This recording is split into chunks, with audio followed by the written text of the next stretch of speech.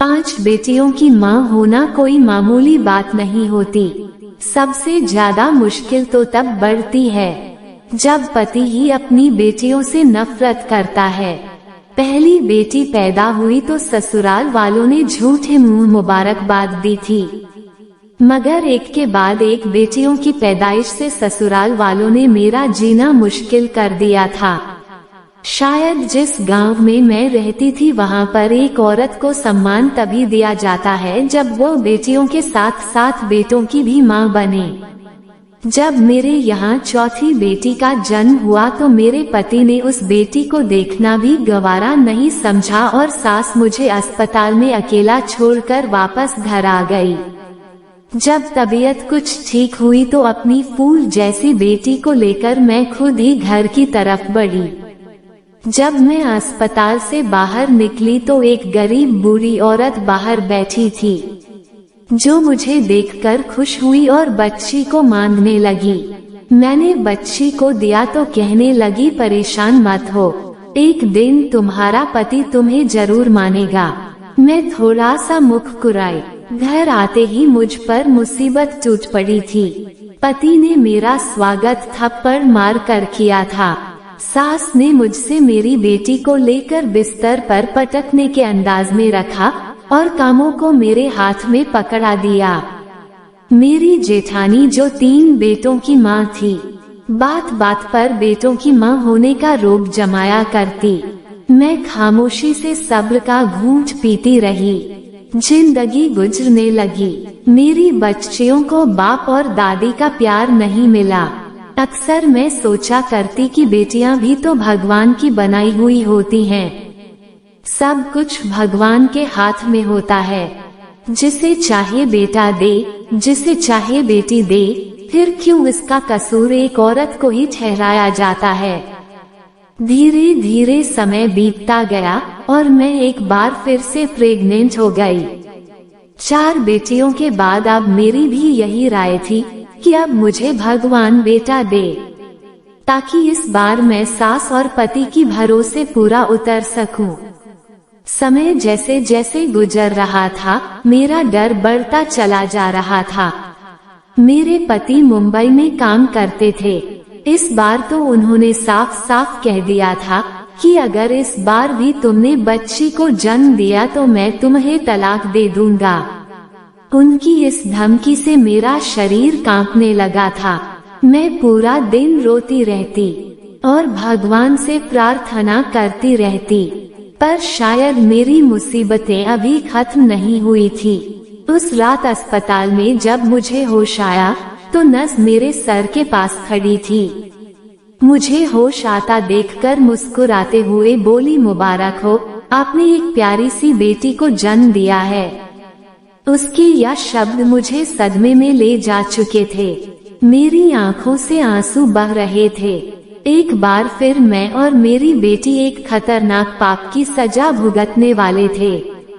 मेरा दिल चाह रहा था कि मेरी सांस यहीं रुक जाए और मैं इस मुसीबत से बच जाऊं, मगर यह मुमकिन नहीं था। वह नन्ही गुड़िया रो रही थी और मैं उसे सीने से लगाकर रो रही थी। काश वह किसी और के यहाँ जन्म ले ली होती। यहाँ बेटे की सूरत मेरी गोद में डाल दी जाती, लेकिन मैं भगवान की राय में राजी थी।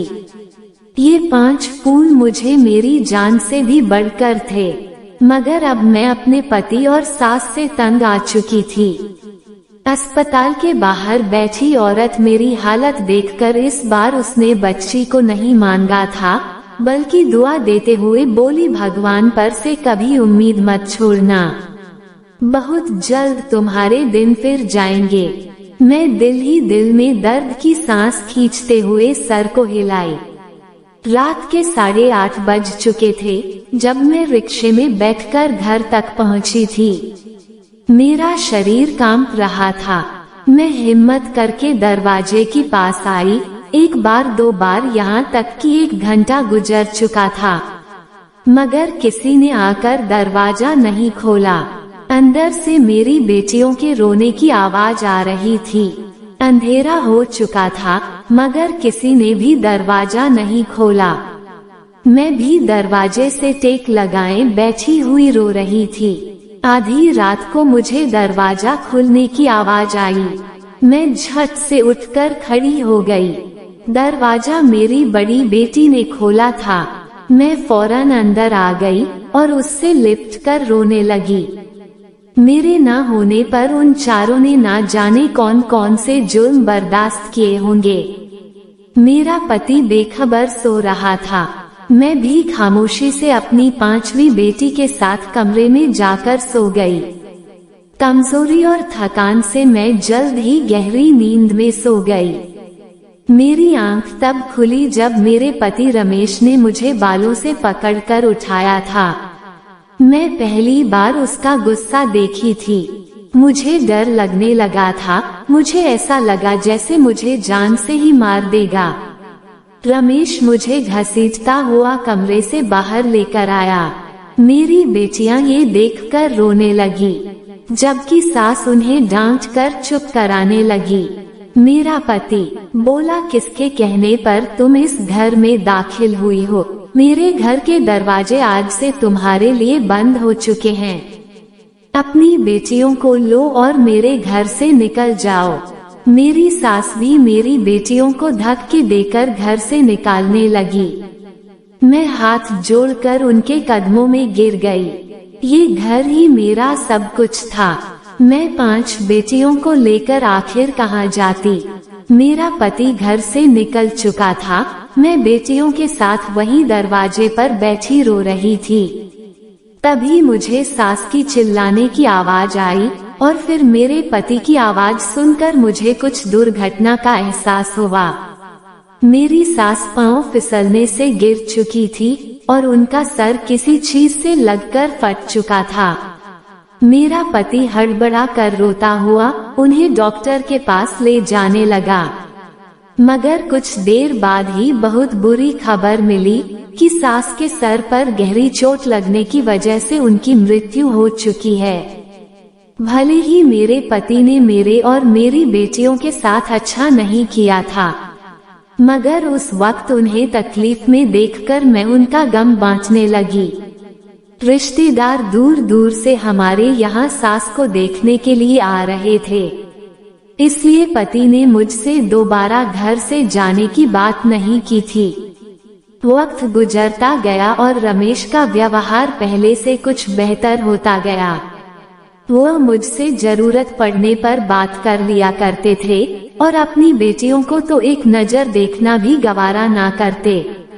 मैंने नोट किया था कि वह अब दूसरी औरतों में ज्यादा दिलचस्पी लेने लगे हैं। मेरे सर पर अब एक और खतरा गिर चुका था, कहीं वह बेटे की चाह में दूसरी शादी ही ना कर लें। मेरी बेचैनी दिन ब दिन बढ़ती चली जा रही थी और एक दिन ऐसा भी आया जब मेरा सोचना सही साबित हो गया। मेरा पति मेरे पास आया और संजीदा शब्दों में बोला, मम्मी को गुजरे 3 माह हो चुके हैं और अब मुझे वापस मुंबई भी जाना है। मैं मुंबई जाने से पहले दूसरी शादी करना चाहता हूँ, क्योंकि तुम तो बेटियां पैदा करने की मशीन बनी बैठी हो। यही ख्वाहिश मेरी माँ भी दिल में समाये दुनिया से चली गई। पति के इन शब्दों ने मेरा खून खौला दिया था। पहले की मुसीबतें कम थी क्या, जो अब मेरे सर पर सौतन भी लाना चाहते थे। मैं उन्हें समझाने लगी, मगर वह उल्टी सोच रखने वाले इंसान मेरी बात कहाँ सुनते। उस रात में बहुत रोई। मुझे मेरी जिंदगी एक बोझ लगने लगी थी। दिल चाह रहा था कि मैं खुद को इस दुनिया से आजाद कर दूं, मगर जब ख्याल अपनी बेटियों का आता तो फिर इस इरादे को भुला देती। सुबह हुई तो मेरा शरीर बुखार से तप रहा था। पहले तो पति ने ध्यान नहीं दिया, मगर जब मेरी तबीयत ज्यादा बिगड़ने लगी तो मुझे डॉक्टर के पास ले गए। मुझे हैरानी तब हुई जब डॉक्टर ने कहा कि आप मां बनने वाली हैं। उसके ये शब्द मुझे कोई खुशी नहीं दे रहे थे, बल्कि उल्टा मेरी मुसीबतें बढ़ा रहे थे। मेरे पति को आज रात वापस मुंबई जाना था। जब उसने ये खबर सुनी तो खामोशी से मुझे घर ले आया। घर लाकर तेज आवाज में कहने लगा, अगर इस बार तुमने बेटा जन्म दिया तो ठीक, वरना अगर बेटी हुई तो मार देना या जिंदा दफन कर देना, मगर इस घर में मत लाना। अगर मेरी बात के खिलाफ हुई तो तुम्हारी 5 बेटियों को ऐसी जगह भिजवा दूंगा जहां से तुम दोबारा उनसे कभी मिल नहीं पाओगी। पति की शर्त सुनकर मैं दंग रह गई। रमेश मुंबई चला गया था और मैं डर का शिकार हो चुकी थी। जैसे जैसे वक्त करीब आ रहा था, मेरा दिल धड़कता जा रहा था। मैं हर समय यही प्रार्थना करती कि इस बार मुझे बेटा मिल जाए।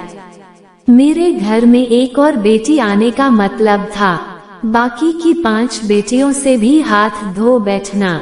मैं नन्ही सी जान को किसी भी तरह मौत के घाट नहीं उतार सकती थी। समय पूरा हुआ और मैं भगवान से प्रार्थना करती अस्पताल में चली आई। मुझे इस बार बेटा ही चाहिए था, मगर शायद भगवान को कुछ और ही मंजूर था। एक बार फिर मैंने बेटी को जन्म दिया था। पति का बार बार आता फोन मैं काट रही थी। उसे क्या बताती कि आप 6ठी बेटी के बाप बन चुके हो। मेरे लिए ये बिल्कुल भी आसान नहीं था। अब मैं दिल पर पत्थर रखकर फैसला कर चुकी थी, मैं इस बेटी को अपने साथ लेकर नहीं जाऊंगी। मैं इस मासूम बच्ची को मारने का सोच भी नहीं सकती थी और न ही उसे जिंदा दफन कर सकती थी।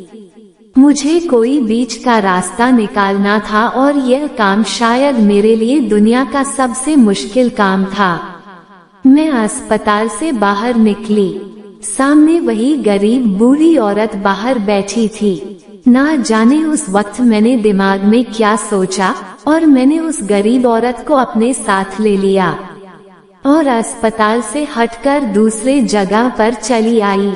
वो औरत हैरान थी, मगर जो बात मैंने उससे कहा उसे सुनकर वह एकटक मुझे देखने लगी।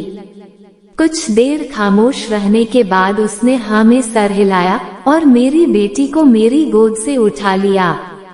मेरा दिल उस वक्त टुकड़ों में बंट गया था। एक माँ के लिए अपने बच्चों को खुद से जुदा करना बिल्कुल आसान नहीं होता। मैं दिल पर पत्थर रखकर घर की तरफ वापस आ गई। घर पहुँचते ही रमेश का फोन वापस आया। शायद वह मेरे जवाब का इंतजार कर रहा था। मैंने डरते हुए उसे बताया कि मैंने एक बेटी को जन्म दिया है। रमेश उसके जवाब में कुछ नहीं बोला और कुछ देर बाद फोन काट चुका था। वक्त गुजरता गया और रमेश को गए 3 साल बीत गए। इस दौरान वह एक बार भी वापस कश्मीर नहीं आए थे और न ही मुझसे कभी बात करने की कोशिश की थी। हर महीने पैसे जरूर भिजवा दिया करते, जिससे मेरा और मेरी बेटियों का गुजारा हो जाया करता था। मुझे दोबारा वह गरीब औरत कहीं नजर न आई थी और मेरी 5 बेटियां मेरे पास मौजूद थी, मगर मुझे रह रहकर उस बच्ची की याद सताती रहती थी जिसे मैंने 3 साल पहले एक गरीब औरत को दे दिया था। अब तो लोग तरह तरह की बातें करने लगे थे। कुछ का कहना था कि रमेश मुंबई में किसी दूसरी लड़की से शादी कर ली है और मेरे भांजे बता रहे थे कि रमेश की दूसरी पत्नी से बेटा पैदा हुआ है। इन लोगों की बातें मुझे परेशान कर रही थी। मैं जब भी पति को फोन लगाती वह मेरा फोन नहीं उठाते थे। अब तो उन्होंने पैसा भेजना भी बंद कर दिया था। अब भीख मांगने की नौबत आ चुकी थी। जब घर में पूरे खाने पीने की चीज खत्म हो गई थी तो मैंने खुद काम करने का फैसला किया।